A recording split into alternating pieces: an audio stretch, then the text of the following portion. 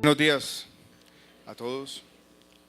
Saludo especialmente al señor alcalde, a nuestro secretario de Salud Distrital, a la doctora Carolina Biesner, a la doctora Gina Watson de la OPS, que ha sido una compañera permanente en las luchas por la salud pública en nuestro país. Veo también aquí al señor viceministro Luis Fernando Correa, doctor Carlos Castro, tuve la oportunidad de abrazarlo ahora, y desde aquí un gran abrazo también, doctor José Fernando. A todos los trabajadores de la salud del instituto, a las enfermeras, todos quienes nos acompañan esta mañana. Estamos celebrando una coincidencia, el lanzamiento de este Centro de Prevención y Diagnóstico Temprano para el Cáncer. Coincide, no casualmente, así lo planeamos, con la conmemoración del día, fue el día de ayer, pero ayer siendo festivo es hoy, de la lucha contra el cáncer, el Día Mundial, es un día global. Quiero hacer simplemente unas reflexiones sobre cuáles han sido los logros, cuáles son los retos y al final de mi presentación dar un mensaje general también. El cáncer es un reto global. Las cifras epidemiológicas en nuestro país nos hablan de casos nuevos al año entre 60 y 65 mil y tenemos más de 30.000 muertes anuales. Los retos grandes sobre todo son de prevención. Volví a reemplazar ayer poco la literatura y a leer rápido un libro que se ha convertido en un clásico en la historia de una enfermedad, del cáncer, que escribió el intelectual público y médico americano, aquí tengo el nombre, Siddhartha Mukherjee. Le preguntaron alguna vez en una entrevista en Londres que dijera 5 cosas importantes para la prevención del cáncer. Y él dijo: no fumar, no fumar, no fumar, no fumar y no fumar. Ahí está un elemento primordial de la prevención y yo quisiera resaltar en este día una medida de política pública que con el pasar de los años se va a revelar como una estrategia fundamental en la campaña o en la lucha preventiva contra el cáncer, que son los impuestos al tabaco aprobados por la última reforma tributaria. Estamos trabajando con el Instituto Nacional de Cancerología para hacer las evaluaciones, pero vuelvo y repito, este es un paso fundamental en este tema de prevención del cáncer. Muchas veces subestimado en los debates de política pública. Colombia ha venido disminuyendo de manera sustancial la prevalencia y la incidencia en el consumo de tabaco. Los últimos 2 datos disponibles, que son la encuesta del año 2008, 2013, 2014, donde se puede hacer una comparación relevante, muestran una disminución de la incidencia de casi 300.000 personas. Y la clave, como decíamos ahora con la doctora Carolina, es disminuir la prevalencia en los jóvenes, sobre todo en las personas entre 13, 15 y 16 años de edad. Y los impuestos al tabaco complementados con un conjunto de políticas públicas que el país ha venido implementando con el cambio cultural, con lo que está ocurriendo en la mente de las personas. Allí vamos a seguir ganando la batalla. Ese es un elemento preventivo esencial donde el país ha avanzado.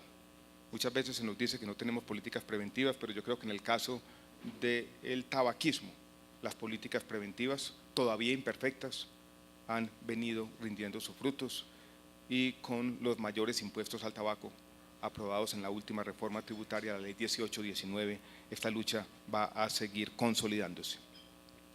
Hay otro elemento de las campañas preventivas que yo quisiera resaltar, es la vacunación contra, esto me lo enseñó Carolina, no digamos contra el VPH, sino contra el cáncer de cuello uterino.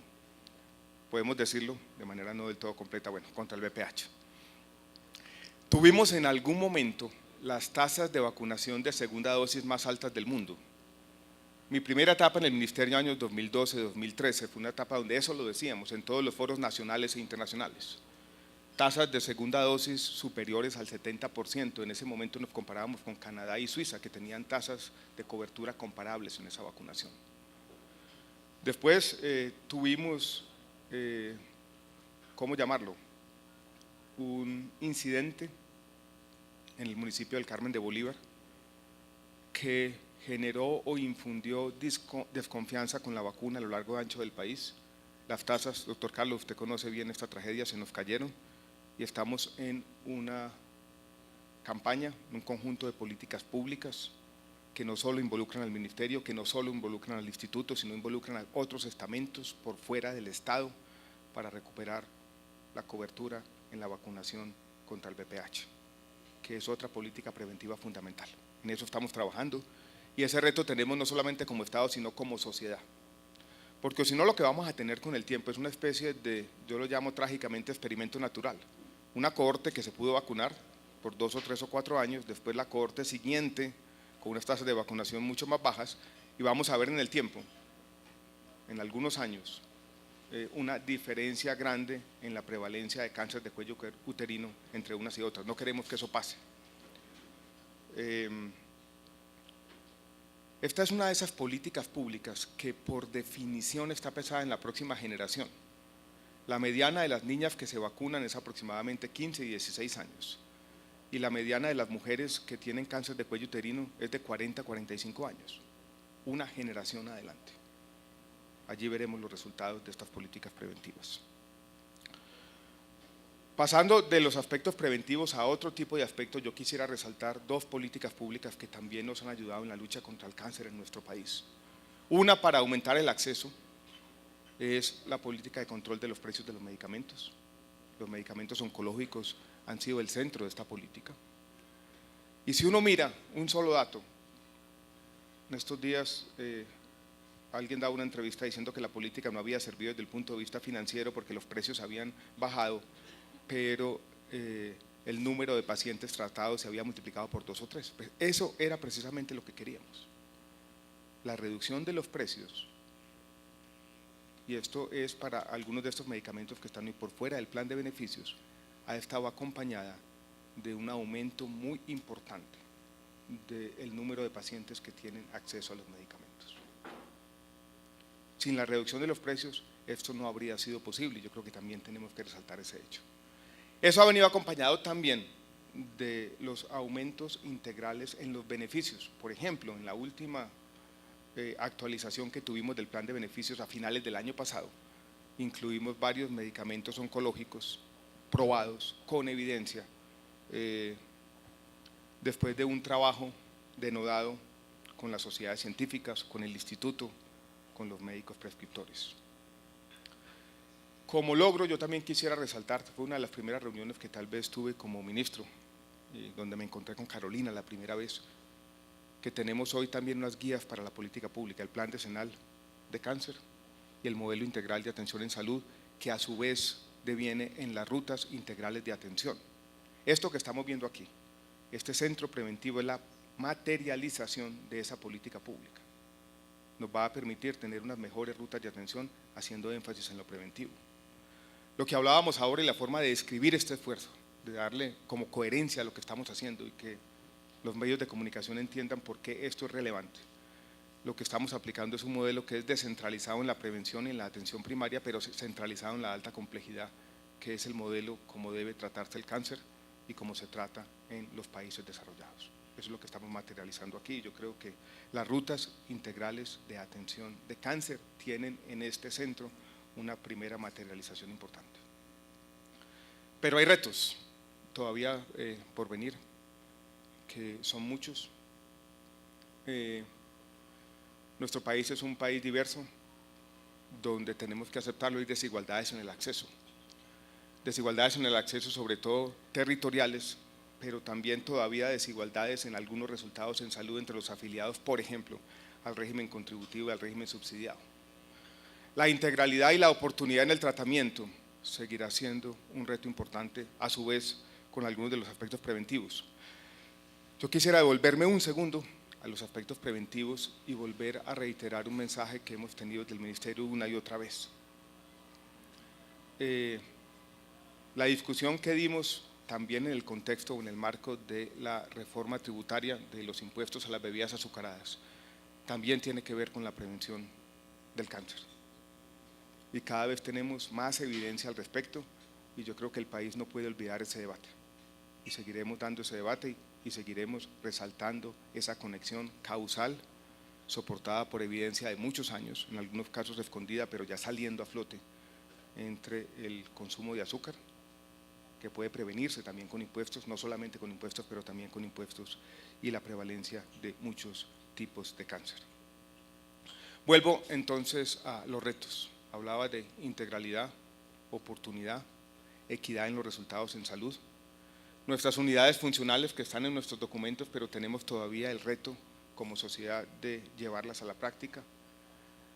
Y yo creo que, Carolina, el modelo de ustedes, lo que estamos celebrando aquí, es básicamente el modelo que tenemos que llevar a otros rincones y a otras ciudades del país.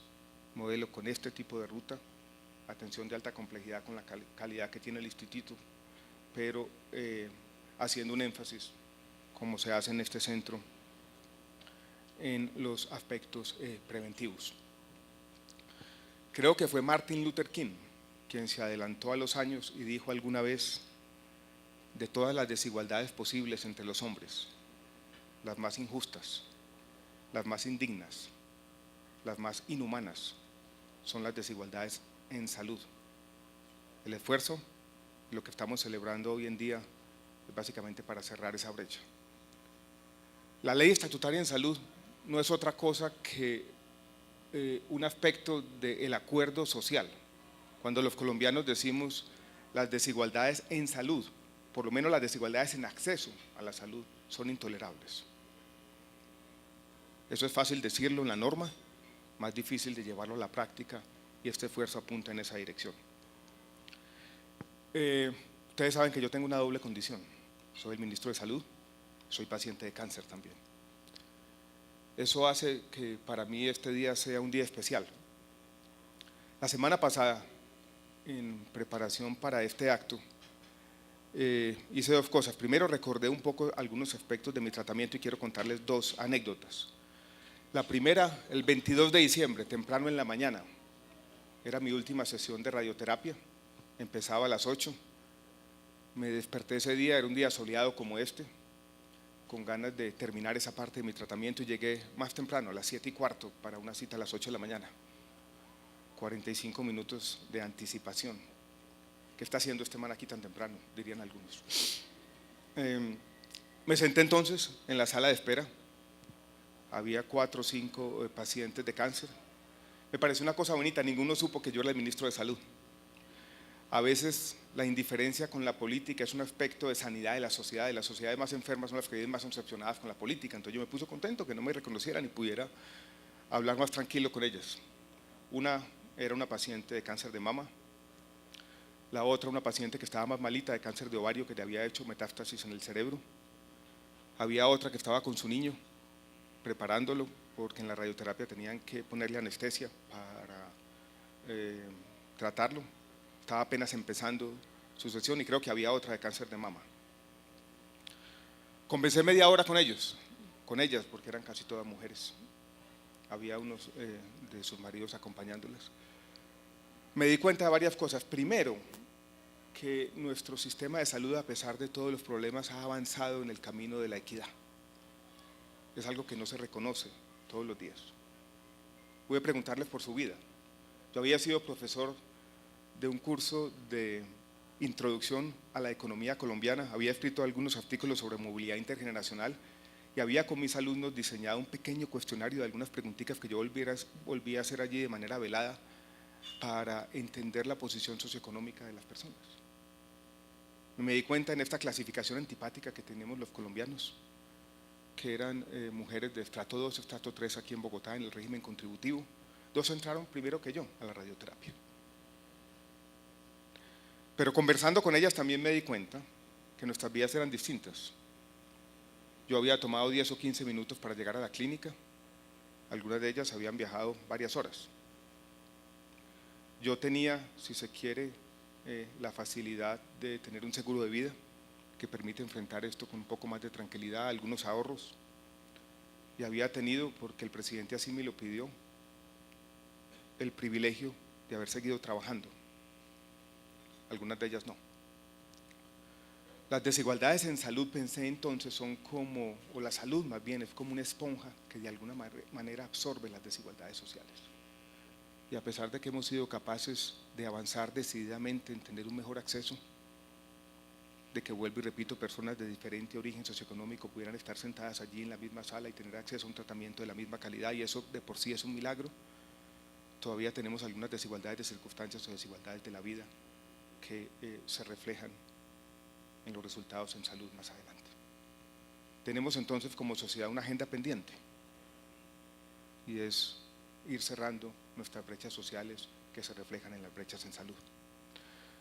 Quise ahondar un poquito más en este tema la semana pasada, y entonces llamé a la cuenta de alto costo y dije: quiero que me envíen los datos para el linfoma no Hodgkin, el que yo tengo, y entender cómo son los tiempos de espera, y entender hasta dónde están las desigualdades.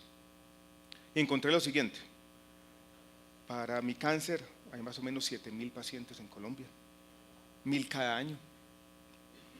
Para eso se tienen información más o menos precisa, algo así como en 550, 600, donde se pueden hacer comparaciones. Entre el momento de la primera sospecha y el momento del diagnóstico definitivo, en promedio, para pacientes que tienen el mismo cáncer que yo tengo, pasan entre 15 días y 3 semanas en nuestro país. La mayoría está ahí. Eso sí, hay unos pequeños casos, un 10 o 15%, donde estos tiempos se vuelven 90 y 100 días. No hay una gran desigualdad entre lo que yo tuve y tiene la mayoría, pero sí hay una desigualdad entre lo que tiene la mayoría y tienen esos que quedan por fuera. Esos 90, 100 días, 120, entre la primera sospecha y el diagnóstico, que ocurre para un 10 o 15% de los pacientes, según el estudio que yo hice, 10 en el contributivo, 15 en el subsidiado, no puede ser así. Ahí estaríamos volviendo a Martin Luther King. Eso es indigno, es inhumano y no puede ser así, tenemos que trabajar todos. Pero es difícil, ¿no? Y lo que tenemos que entender es que hay una mayoría que sí ha tenido acceso, y esa tampoco es la historia que se cuenta una y otra vez. Entre el tiempo del diagnóstico y el inicio del tratamiento, los tiempos son menores, son de 20, 25 días según los datos de la cuenta de alto costo. En mi caso fueron de 15 días, no estamos hablando de grandes inequidades. Pero vuelvo y repito, se repite esa tendencia de que en algunos casos, en la cola de la distribución, tenemos tiempos que superan los 100 días, y eso es la diferencia, sobra decirlo, entre el día y la muerte.